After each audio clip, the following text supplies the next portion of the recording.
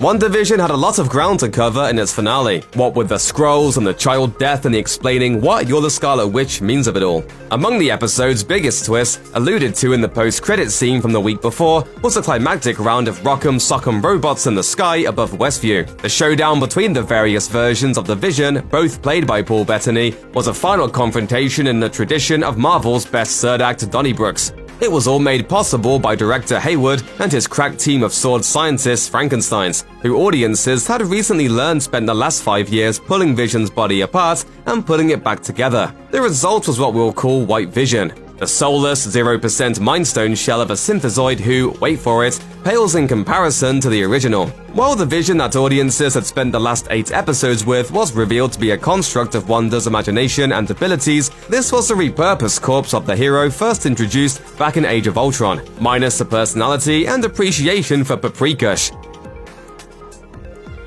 White Vision comes straight from the comics, where he premiered under similar circumstances during the events of the Vision Quest storyline back in the 80s. When regular Vision was disassembled by unscrupulous folks, his reassembled form came out of the proverbial oven without emotions or color saturation. What's happened next might offer us some clues as to what we can expect from this, the MCU's latest in a long line of tortured heroes. By the end of WandaVision's final episode, the conflict between the Scarlet Witch's idealized version of her dead beloved and the cold, unfeeling reality had been brought to a close.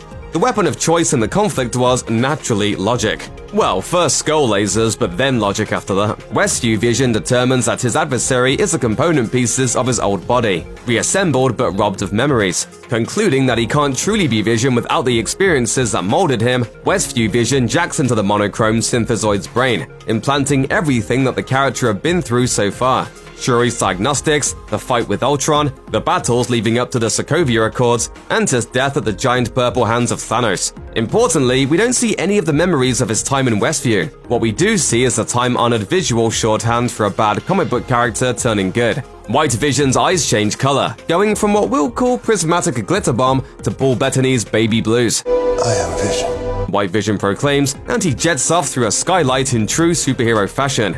Also totally on brand for the Avenger, he doesn't bother to ask if anyone would like some help cleaning up after his brain lasers made a mess. That's the culture of exceptionalism for you.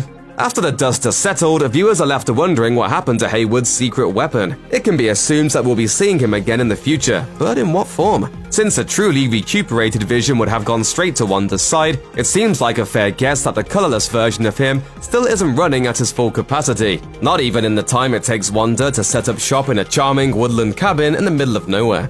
Where he could have gone, whether he's back in sword custody, and crucially, whether he's aware of the events depicted in Endgame, remains to be seen. By the point in the comics when the Vision had fully recovered his personality, Wanda had moved on to newer, more exciting personal breakdowns, as alluded to in the second WandaVision post-credit scene, which saw her focus more on magic and the desperate cries of her disappeared kids than on trying to reinstall her missing husband's old operating system. It'll likely be some time before we get concrete answers to the question of Viz's fate.